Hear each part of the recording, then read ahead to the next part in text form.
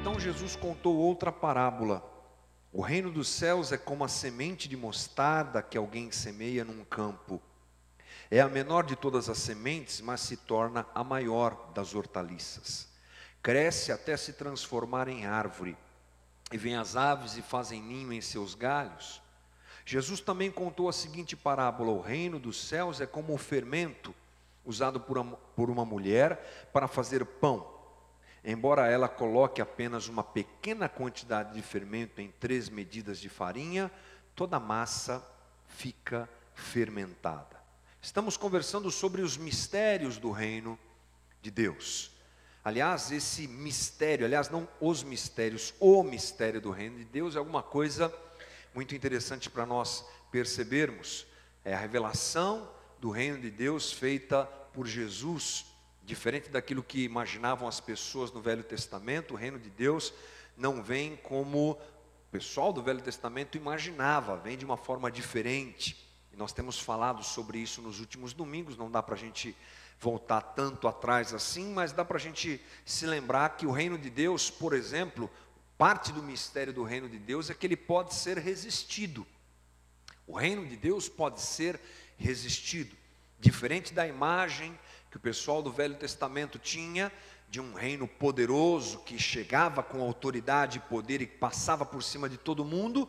O reino de Deus apresentado por Jesus é um reino que pode ser resistido, que pode ser inclusive rejeitado, se assim o quisermos. É um reino que deve ser recebido com graça e amor pelo coração do homem.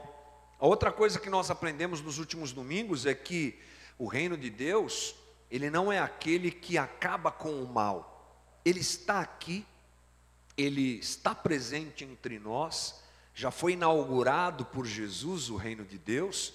É um momento histórico único, onde nós já temos o reino, mas não completamente como o teremos quando Jesus vier buscar a sua igreja e convergir todas as coisas a Ele. Mas o reino de Deus já está presente, já está funcionando, já está acontecendo, a sua presença aqui já é real. Mas ele não acaba com o mal, ele permite que o mal e o bem convivam.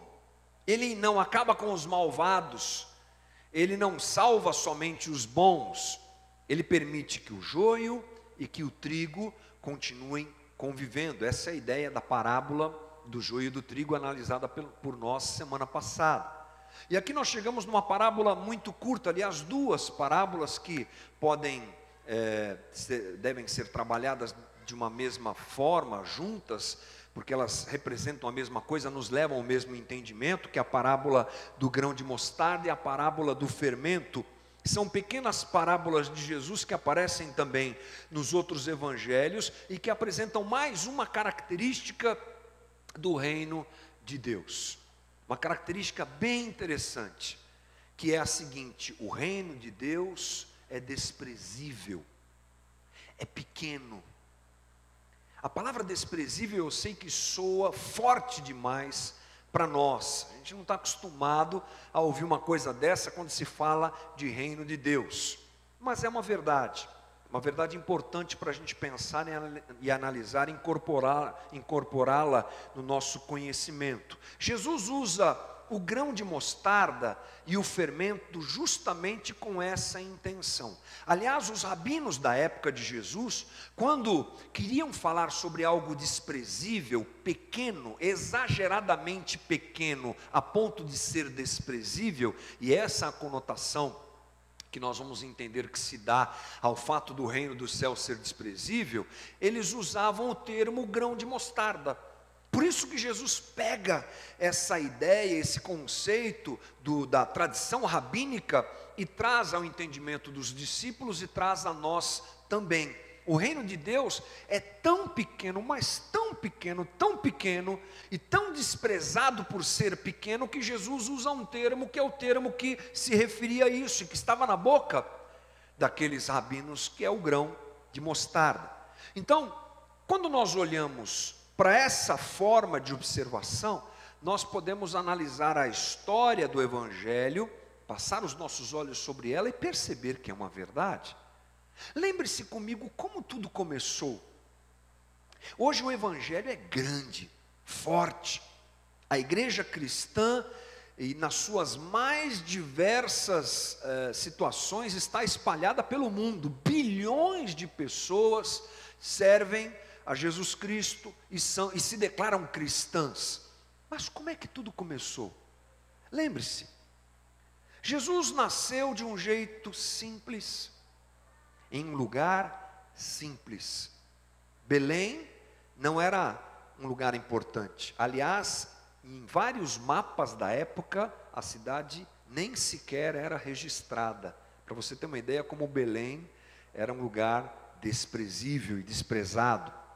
Tudo começa de uma forma muito simples. Então Jesus, ele estava em um lugar pequeno, ele nasce em um lugar pequeno, ele é filho de um casal simples, não há pompa, não há relevância, não há nada que chame a atenção na história de Jesus. Historicamente falando, a passagem de Jesus pela terra tem pouquíssimos registros. Flávio Joséfo, que é um historiador hebreu que viveu nessa época, não era cristão, nada disso, era um judeu. Ele faz uma única referência à história de Jesus, assim mesmo, quando ela ganha fama, quando Jesus já está conhecido, quando Jesus faz um certo balbúrdio, uma certa bagunça ali em Jerusalém, ali em Israel. Então Flávio Joséfo, que é esse historiador judeu, registra alguma coisa, mas é tudo muito pequeno, muito simples. Porque diferente do que nós imaginamos, o evangelho começa de um jeito simples, muito, mas muito simples mesmo. Veja você, quem Jesus escolheu para andar com ele? Homens simples. Na sua maioria, homens iletrados, com pouca cultura, pescadores.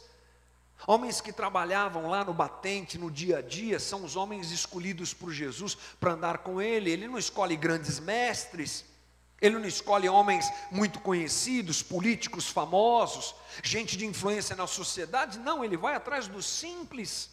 Ele convive com gente simples. Veja que tudo é alguma coisa que pode nos fazer perceber que o evangelho tem mesmo essa característica de ser desprezado. De tão pequeno que ele começa, do jeito que ele é apresentado. Nós vemos, por exemplo, também que a geografia onde o evangelho começa é uma geografia de um lugar dominado por Roma, gente oprimida. O evangelho não começa nos castelos. O evangelho não é apresentado, o reino não é apresentado dentro do palácio romano, por exemplo. Imagine você, se Jesus nascesse da descendência de um desses imperadores de Roma, que incrível! Não, ele nasce fora de tudo isso, longe de tudo isso. Jesus, ele aparece dentro dessa situação e o seu reino, num primeiro momento, não causa impacto em ninguém. É um homem, mais um de tantos, que junta 12 discípulos ao seu redor e começa a pregar, e começa a fazer milagres, e começa a realizar as coisas ali. Mas não se iluda, as coisas começam realmente muito pequenas. E o evangelho e o reino que é apresentado por Jesus tem essa característica, tem esse jeito de ser. Jesus então, ele compara o reino dos céus a uma semente, a semente do grão de mostarda, pequeno, pelo seu tamanho desprezível. Compara também ao fermento que é colocado na massa, que leveda a massa toda, mas é pequeno, é pouco. É simples, é alguma coisa que não tem relevância. E nós precisamos perceber que essa é a característica, inclusive, de Jesus. O autor de Isaías, 700 anos antes de Jesus nascer, escreve, inspirado pelo Espírito Santo, o livro de Isaías, um livro profético. Aliás, Isaías era um profeta maior, não porque ele tivesse 2,5 metros de altura, mas porque o seu livro é um livro grande, profeta maior, Isaías. E ele faz uma narrativa sobre Jesus, incrível, uma narrativa linda, poética, muito bonita sobre Jesus, e Isso acontece ali no capítulo 53, você já deve ter lido, e ele apresenta Jesus ali como o mais desprezado dos homens, homem de dores, que sabe o que é sofrer. Essa é a apresentação que o profeta faz de Jesus. Jesus carrega essa característica. Roma crucificava as pessoas, e a crucificação de Jesus foi uma de tantas milhares de crucificações que foram feitas naquela época. Os ladrões, bandidos, malfeitores e opositores ao Império Romano eram crucificados. Alguns historiadores dizem que os caminhos que levavam a Roma, certas épocas, certos momentos da história, ficavam aos dois lados completamente tomados de cruzes, com gente pendurada. Portanto, do nascimento à morte de Jesus, o que nós vemos é alguma coisa, para aquela época, para aquele momento histórico, pequena. Alguma coisa pequena e simples. Talvez você me diga, puxa, mas e os milagres de Jesus? Eu sei que os milagres marcaram muito bem a vida de quem os recebeu. Os milagres foram grandiosos para quem os viu e foram grandiosos para quem os viveu. Os cegos que foram curados por Jesus nunca mais se esqueceram de Jesus, é claro. Quem estava perto nunca mais se esqueceu daquilo que viu. Mas pense comigo, tanta gente incrédula cercava Jesus, a cúpula religiosa desprezava Jesus, acusava Jesus de farsa, de ser dominado por demônios, de servir a Satanás, a Beelzebu. Até o próprio ministério de Jesus, naquele momento inicial, quando ele o apresenta, é desprezado. Mais à frente, mediante uma ação divina, tudo vai mudando. Os discípulos de Jesus são dispersados pelas perseguições que acontecem por parte do Império Romano aos cristãos, que perseguiam os cristãos porque se negavam a reconhecer a divindade de César, do seu imperador, e diziam que Cristo era, que Jesus era Deus e não César. Então Roma vem, pega pesado com os cristãos e os espalha. A partir daí, uma certa relevância do Evangelho acontece, mas pense comigo, inicialmente não. Onde é que eu quero chegar, gente? Eu quero chegar aqui. O reino de Deus se apresenta a gente, se apresenta a nós, de uma maneira muito simples, de uma maneira quase desprezível, no sentido de tanta simplicidade que ele apresenta. Coisas que não são grandiosas, coisas que não são gigantes, coisas que não chamam muito a atenção, que são importantes, que são profundas e reais, mas que não têm glamour. Evangelho não tem glamour, gente. Evangelho é simples. Evangelho é coisa do dia a dia. Evangelho é alguma coisa que às vezes até a gente chega a desprezar de tão simples que ele é. Mas veja que coisa interessante. Jesus, ele chega na sequência do trabalho de João Batista. Vamos correr para esse caminho. João Batista é o último profeta do Velho Testamento, e ele está apresentando aos seus seguidores ali a palavra de arrependimento, de batismo e de arrependimento. Era um batismo diferente, era um batismo para arrependimento que os judeus faziam. E João Batista está pregando, andando para cá, andando para lá e falando a respeito disso. Jesus chega logo depois disso e dá continuidade a essa pregação de João Batista, mas de uma forma diferente. Jesus, ele vem apresentar o seu reino e vem apresentar o arrependimento como um instrumento de reconhecimento das minhas limitações, um instrumento de percepção do meu caminho errado e uma mudança de caminho para que Deus possa, para que eu possa contemplar o seu reino, o reino de Deus, e Deus possa então fazer uma obra na minha vida. Para ter acesso ao reino, então, é óbvio que a palavra arrependimento aparece. Ela vem nesse link de João Batista e de Jesus. E nós temos que perceber que é uma palavra simples, mas profunda no seu significado. Arrependimento é o quê? Mudança de rumo. Eu estou andando para cá e viro para lá. Só 180, tá, gente? Se der 360, volta para o mesmo lugar. 180 já está bom. Isso é arrependimento. Uma mudança de 180 graus. Estou indo para um caminho e venho para outro caminho. Nós ouvimos falar muito sobre arrependimento. Nós ouvimos pregações sobre arrependimento. As pessoas dizem, não faça isso porque você vai se arrepender. Outros dizem, é melhor você se arrepender e mudar o teu caminho, que senão você vai se dar mal na tua caminhada, na tua vida, no teu jeito de viver. Alguma coisa simples, mas que nós frequentemente desprezamos. Vivemos num momento da nossa sociedade, aliás, não creio que seja somente esse, mas na história da humanidade, parece que é um orgulho que toma conta de nós e que nos impede de vivermos coisas simples como o arrependimento. A capacidade de nós dizermos estou errado e preciso mudar é uma coisa dura de acontecer conosco. É simples, dá para acontecer, nós podemos vivê-la, mas o nosso coração endurecido não permite que isso aconteça. Como uma semente de mostarda, a gente sabe a receita, mas despreza. A gente sabe que tem que viver, mas abre mão daquilo. E nós não nos colocamos à disposição daquilo que deve ser feito e acontecer em nós, para que a gente possa contemplar o reino. Veja que coisa interessante, um dos valores que nos leva ao reino, que é o arrependimento, é alguma coisa simples de se fazer, mas tão difícil para nós.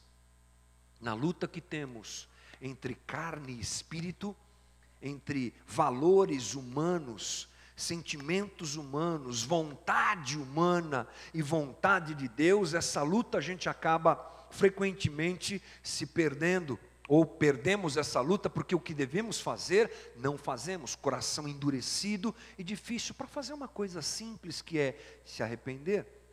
Fruto disso, aliás, instrumento para isso, melhor dizendo, orgulho, incapacidade de admitir os nossos próprios erros, incapacidade de reavaliar a nossa caminhada. Veja como as coisas de um modo geral no Evangelho são simples, mas elas são difíceis de viver, e por isso que nós muitas vezes queremos o reino, mas desprezamos os seus valores mais profundos, apesar de simples, são profundos. O reino, ele é um reino eterno, porque é um reino espiritual, e nós também frequentemente desprezamos isso, porque é algo simples e básico para nós entendermos, mas nós temos dificuldade de encarar isso e compreender isso. A dificuldade que temos se dá porque para nós tudo é perceptível, tocamos, vemos, cheiramos, degustamos, sentimos. Nós nos relacionamos com este mundo e com os valores desse mundo. Quando eu chamo mundo, é isso aqui que a gente vive, essa dimensão de vida que nós temos através dos nossos sentidos.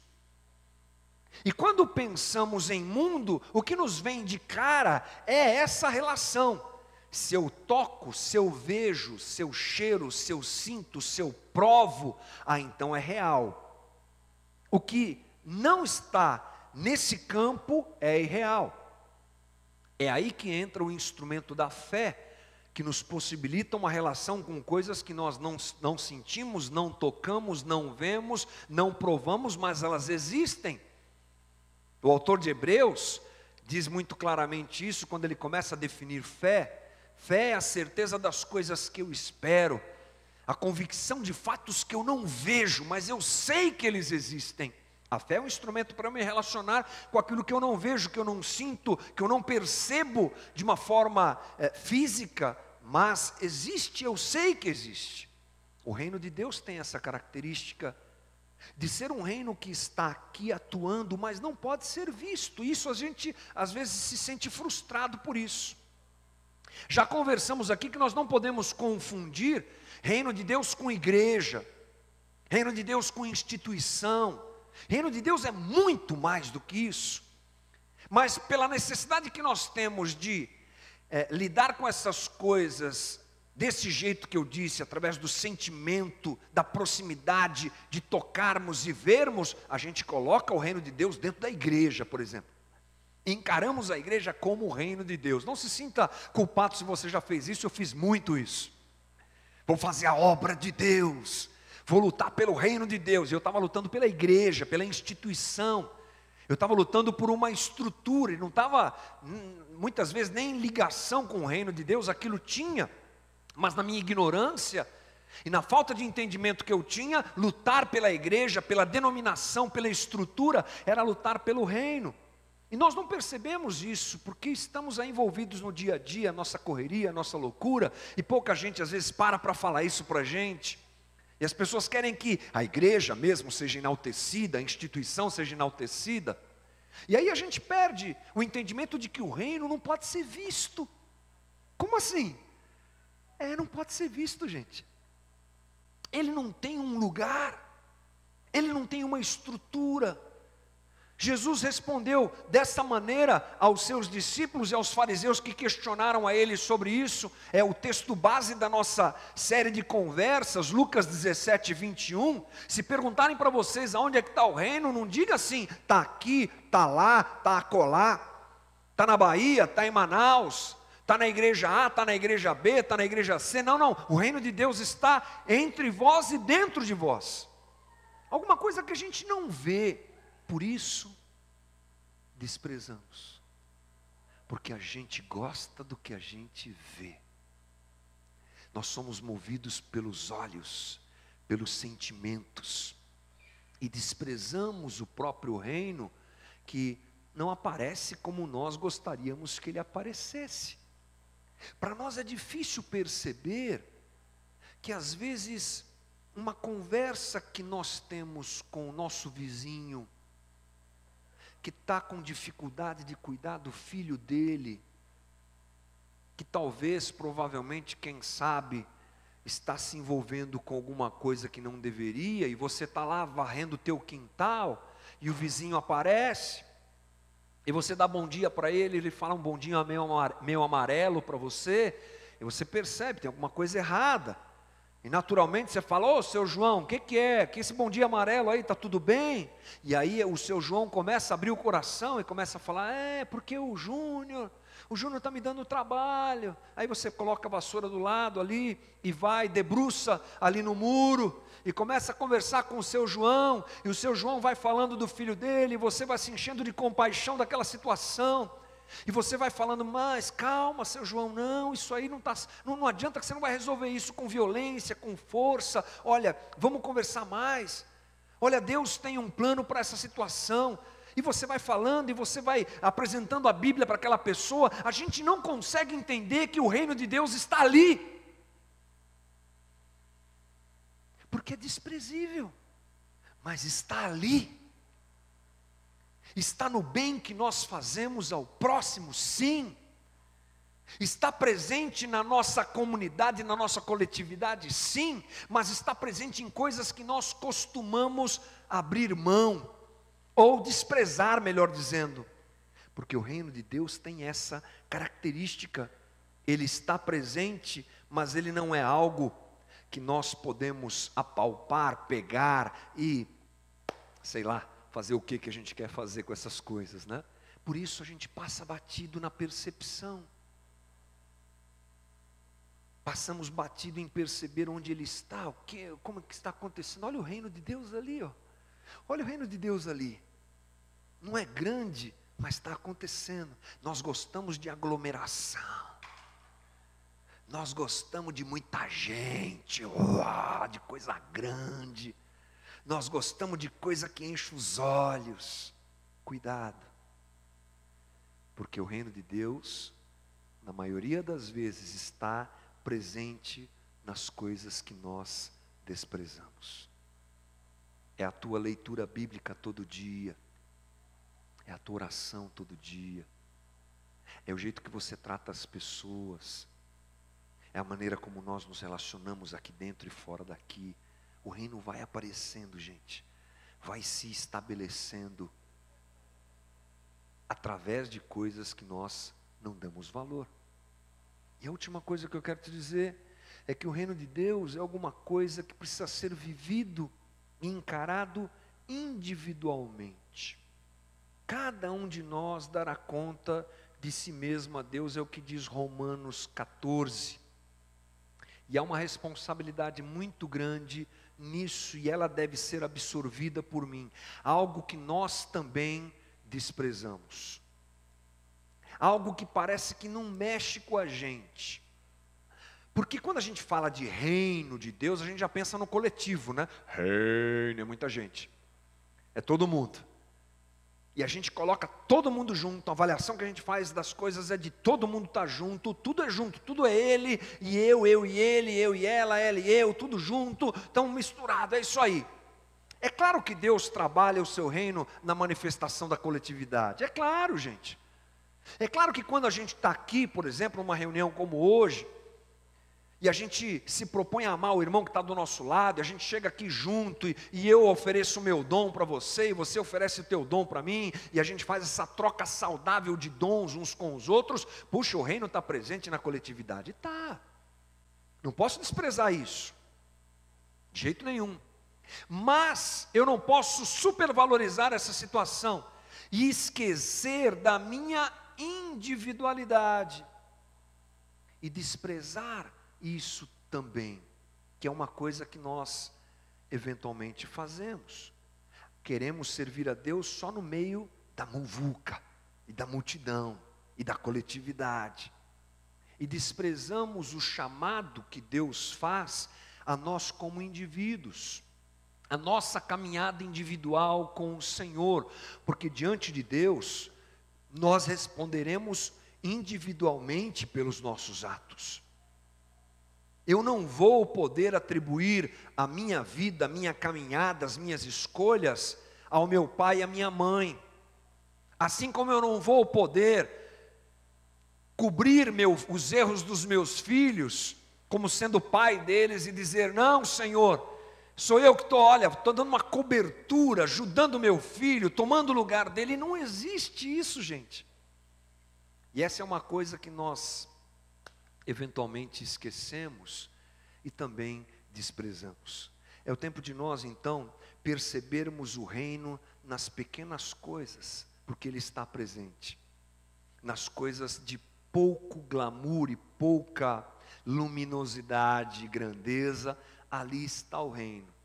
No nosso dia a dia, na nossa caminhada, nas nossas relações, no jeito como a gente lida com a vida, no jeito como a gente lida com as coisas do dia a dia. Gosto muito de pensar nisso. Gosto muito de trazer a comunidade para a realidade do dia a dia, pé no chão, fundamental, porque o reino de Deus está nessas coisas.